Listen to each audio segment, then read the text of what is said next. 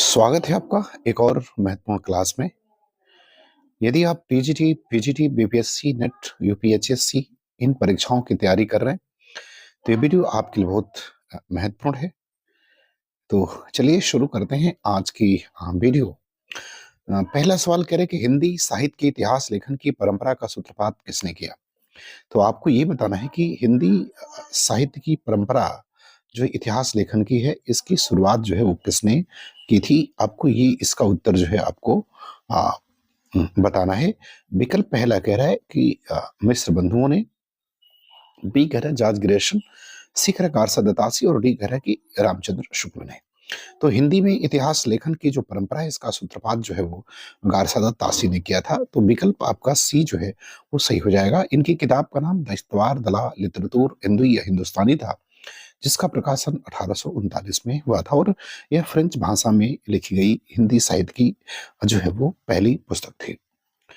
अब देखते हैं सवाल नंबर दूसरा। दूसरा नंबर सवाल कह रहा है कि महारारी गिरधर गोपाल दूसरा नकुया ददमत धृत काढ़ लया डार दया छुया।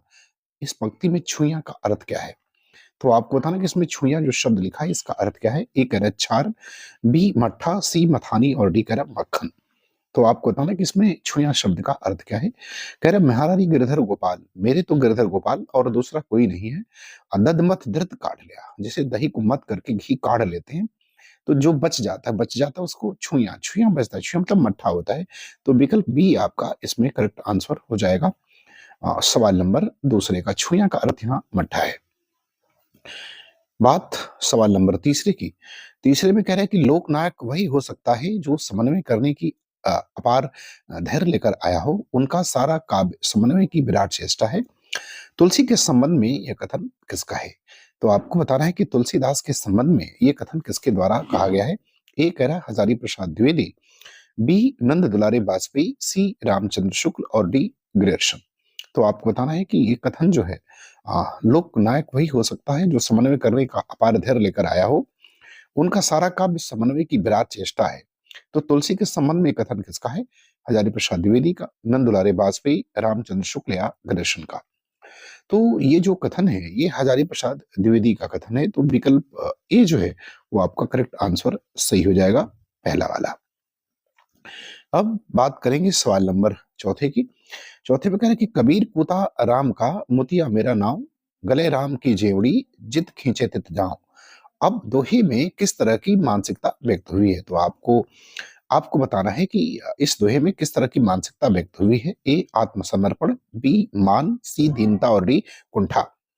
तो आपको बताना है कि कबीर के इस दोहे में किस तरह की मानसिकता जो है वो व्यक्त हुई है।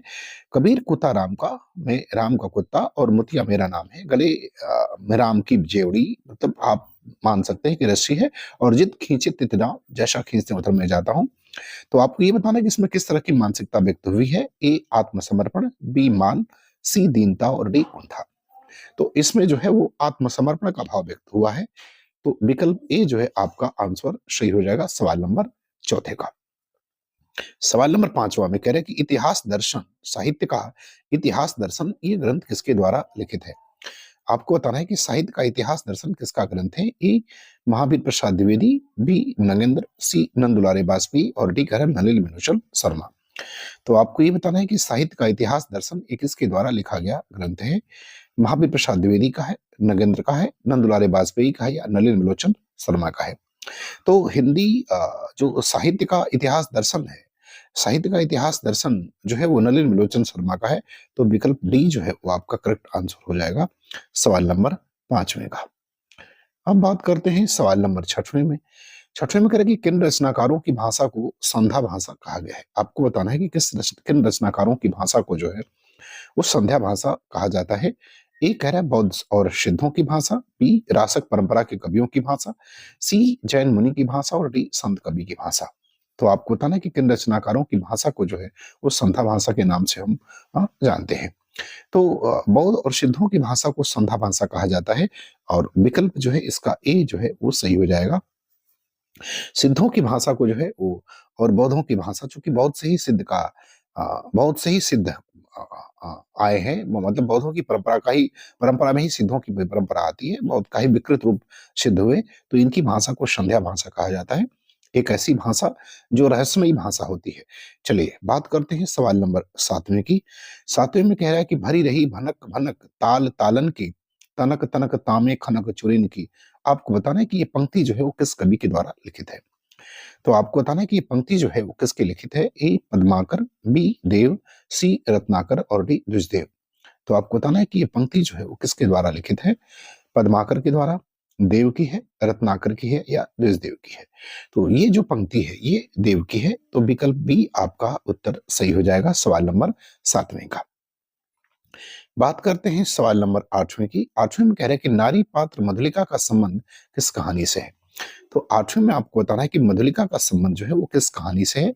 ए आकाशदीप, बी देवदासी, सी पुरस्कार और डी इंद्रजाल। तो आपको बताना है कि नारी पात्र जो मधुलिका है इसका संबंध किस कहानी से है। आकाशदीप से है, देवदासी से, पुरस्कार से या इंद्रजाल से। तो नारी पात्र जो मधुलिका है इसका संबंध पुरस्कार कहानी से है। विकल्प सी जो है वो सही हो जाएगा। और ये कहानी जयशंकर प्रसाद के द्वारा लिखित है, जबकि ए बी सी आकाशदीप, देवदासी और इंद्रजाल ये भी कहानियां जो है वो जयशंकर प्रसाद के द्वारा लिखित है। सवाल नंबर 9 में देखते हैं कि किस उपन्यास को आलोचकों ने निम्न मध्यवर्गीय जीवन का जादू कहा है। आपको बताना है कि किस उपन्यास को आलोचकों ने निम्न मध्यवर्गीय जीवन का जो है जादू कहा है। ए कह रहा है एक नौकर की कमीज, बी कह रहा है दीवार में एक खिड़की रहती थी, सी खिलेगा तो देखेंगे और डी बौना पहाड़। तो आपको बताना है कि किस उपन्यास को जो है निम्न मध्यवर्गीय जीवन का जादू कहा जाता है। एक नौकर की कमीज, दीवार में एक खिड़की रहती थी, खिलेगा तो देखेंगे या बौना पहाड़। तो 9वें का विकल्प जो है वो बी सही हो जाएगा, दीवार में एक खिड़की रहती थी। ये इसका उत्तर सही होगा। विनोद कुमार शुक्ल के द्वारा लिखा गया ये उपन्यास है। बाकी सभी उपन्यास जो है एक नौकर की कमीज, खिलेगा तो देखेंगे और बौना पहाड़, ये सभी उपन्यास जो है वो विनोद कुमार शुक्ल के लिखे हुए हैं। तो 9वें का विकल्प जो है वो बी सही हो जाएगा। बात करते हैं सवाल नंबर 10वें की। 10वें में कह रहे हैं कि प्री प्रवास का रचना काल क्या है। आपको प्री प्रवास का रचना काल बताना है। किसका रचना समय क्या है। ए 1920, बी 1918, सी 1914 और डी 1910। तो आपको बताना है कि प्री प्रवास का रचना काल क्या है। जो प्री प्रवास को हिंदी का खड़ी बोली का पहला महाकाव्य कहा जाता है और ये अयोध्या सिंहोपाध्याय हरिऔध के द्वारा लिखा गया महाकाव्य है। और इसका रचना काल पूछा है तो इसका रचना काल 1914 हो जाएगा। तो विकल्प सी आपका सही होगा सवाल नंबर 10वें का। और हिंदी खड़ी बोली का इसको पहला महाकाव्य माना जाता है, जबकि शुक्ल जी जो है इसे महाकाव्य नहीं मानते हैं। अब बात करते हैं सवाल नंबर 11 की। 11 में कह रहे हैं कि कामायनी किस विधा की रचना है। आपको बताना है कि कामायनी की विधा क्या है। खंड काव्य है, उपन्यास है, महाकाव्य है या नाटिका है।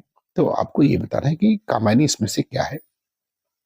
खंड काव्य है, उपन्यास है, महाकाव्य है या नाटिका है। तो कामायनी जो है वो महाकाव्य है। विकल्प सी जो है आपका सही होगा सवाल नंबर 11 का उत्तर। तो 11 का विकल्प सी जो है वो सही हो जाएगा। अब बात करते हैं सवाल नंबर 12 की।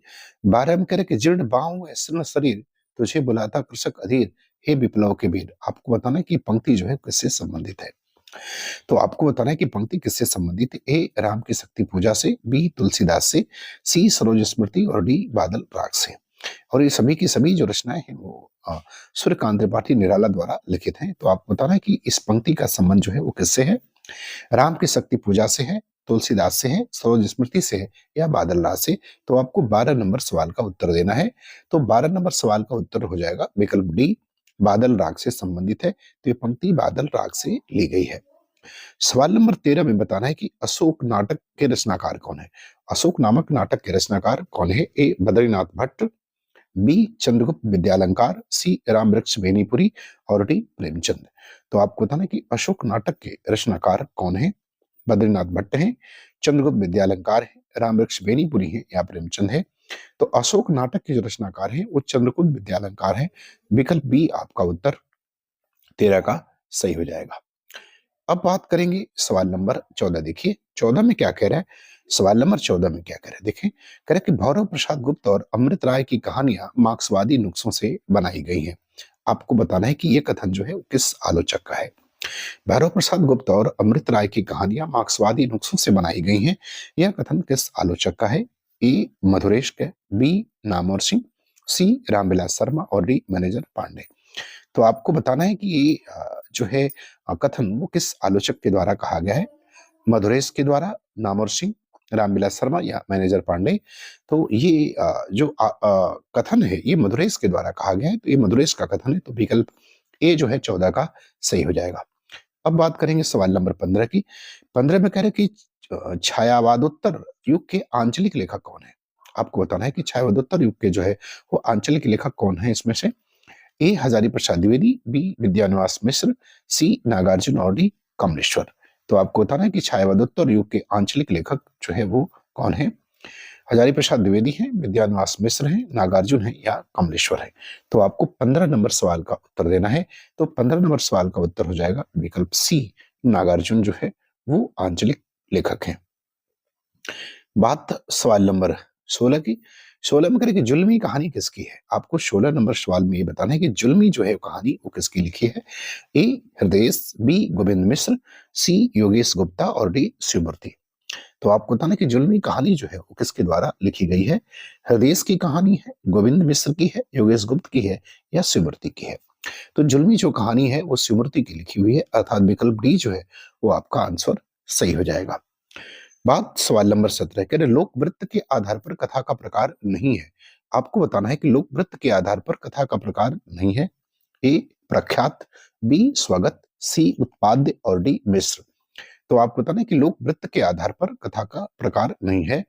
तो आपको यह ज्ञात होगा, अगर आप नाटक को अच्छे से पढ़े होंगे, तो लोक वृत्त के आधार पर कथा के 3 प्रकार होते हैं। तो कौन से 3 प्रकार इसमें हैं और कौन सा वो प्रकार जो है वो लोक वृत्त के आधार पर नहीं है, इसका आपका चयन करना है।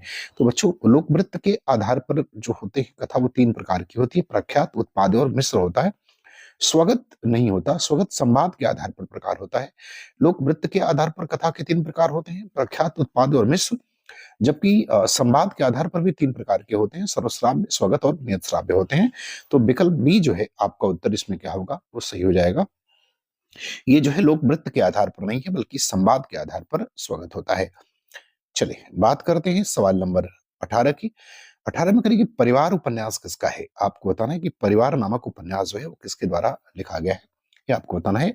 और इस उपन्यास का प्रकाशन 2006 में हुआ था। आपको बताना है किसका है। रामदर्श मिश्र, दूधनाथ सिंह, कमलेश्वर या संजीव। तो आपको बताना है कि परिवार उपन्यास किसका है।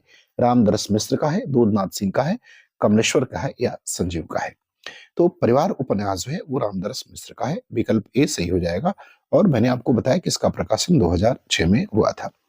अब सवाल नंबर 19 में कह रहा है ओ माध्यम क्षमा करना कि मैं तुम्हारे पार जाना चाह रहा हूं। ये पंक्ति किसकी है? ओ माध्यम क्षमा करना कि मैं तुम्हारे पार जाना चाह रहा हूं, ये पंक्ति आपको बतानी है किसके द्वारा लिखित है। ए भवानी प्रसाद मिश्र, बी शमशेर बहादुर सिंह, सी नरेश मेहता और डी मुक्तिबोध। तो आपको बताना है कि पंक्तियां जो है वो किसके द्वारा लिखित हैं। भवानी प्रसाद मिश्र के द्वारा, शमशेर बहादुर सिंह, नरेश मेहता या मुक्तिबोध। तो ये पंक्ति जो है वो शमशेर बहादुर सिंह के द्वारा लिखित है। तो आपका विकल्प नंबर बी जो है वो क्या होगा, वो सही हो जाएगा 19 का। बात सवाल नंबर 20वें की। 20वें में कह रहा है कि घनानंद की भाषा में निम्नलिखित में से कौन सी विशेषता नहीं पाई जाती है। आपको बताना है कि घनानंद की भाषा में निम्नलिखित में से कौन सी विशेषता नहीं पाई जाती है। ए भाषा की लाक्षणिकता, बी भाषा की व्यंजकता, सी उक्ति वैचित्र्य और डी सांध्य भाषा। तो आपको बताना है कि घनानंद की भाषा में इसमें से कौन सी विशेषता जो है वो नहीं पाई जाती है। तो घनानंद की भाषा में भाषा की लाक्षणिकता भी है, भाषा की व्यंजकता भी है, उक्ति वैचित्र्य भी है, लेकिन सांध्य भाषा नहीं है, क्योंकि सांध्य भाषा जो है वो सिद्धों और बौद्धों की भाषा है। तो मुझे उम्मीद है कि आपको ये वीडियो पसंद आई होगी। तो आप हमारे चैनल को सब्सक्राइब जरूर करें। पूरा वीडियो देखने के लिए आपका धन्यवाद।